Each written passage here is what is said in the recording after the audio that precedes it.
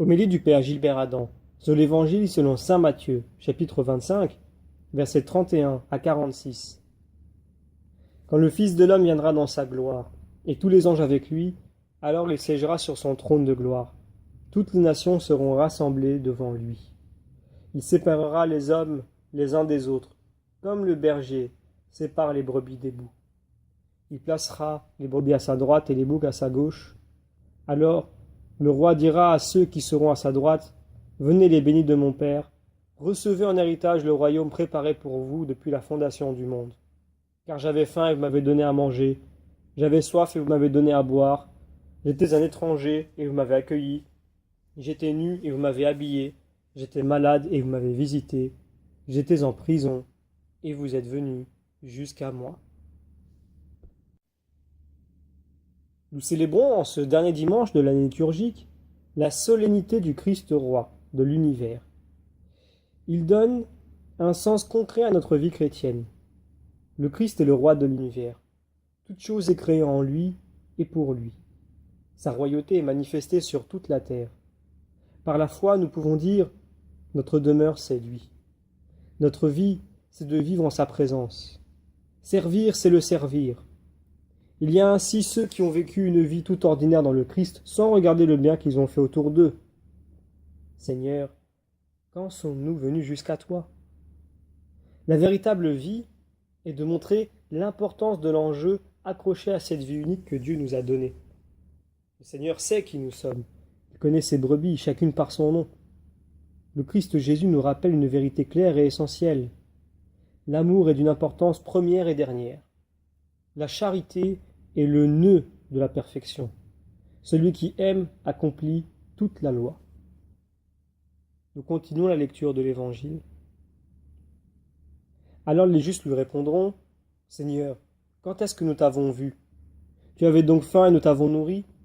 Tu avais soif, nous t'avons donné à boire? Tu étais un étranger, nous t'avons accueilli? Tu étais nu, nous t'avons oublié, habillé? Tu étais malade ou en prison? Quand sommes-nous venus jusqu'à toi? » Et le roi leur répondra, « Amen, je vous le dis, chaque fois que vous l'avez fait à l'un de ces plus petits de mes frères, c'est à moi que vous l'avez fait. »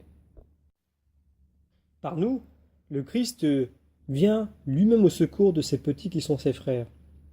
La volonté du Père est que tous ces petits soient sauvés par Jésus et par les amis de Jésus. Cet évangile met en œuvre une attitude mariale. Il nous rappelle la réflexion de Marie à l'Annonciation. « Qu'il me soit fait selon ta parole. » La parole de Dieu n'est pas une parole humaine, c'est Dieu qui nous parle. C'est Dieu qui fait son œuvre en nous et avec nous, même si nous n'avons pas conscience. Édifier le corps du Christ, qui est l'Église, ne peut pas se faire sans le Christ dans son Eucharistie. C'est mon corps, c'est mon sang livré pour vous, dit Jésus. C'est la nourriture véritable qui nous donne la vie. Nous avons besoin de nous laisser transformer par Jésus, par son corps et par son sang, pour avoir cette sensibilité divine et reconnaître ces petits qui sont les frères de Jésus. Nous terminons la lecture de l'Évangile. Alors il dira à ceux qui seront à sa gauche, « Allez-vous-en loin de moi, vous les maudits, dans le feu éternel préparé pour le diable et ses anges. Car j'avais faim et vous ne m'avez pas donné à manger, j'avais soif et vous ne m'avez pas donné à boire, j'étais un étranger et vous ne m'avez pas accueilli, j'étais nu et vous ne m'avez pas habillé, j'étais malade et en prison et vous ne m'avez pas visité. » Alors ils répondront eux aussi, « Seigneur, quand avons-nous vu avoir faim, avoir soif, être nus, étrangers, malades ou en prison, sans nous mettre à ton service ?»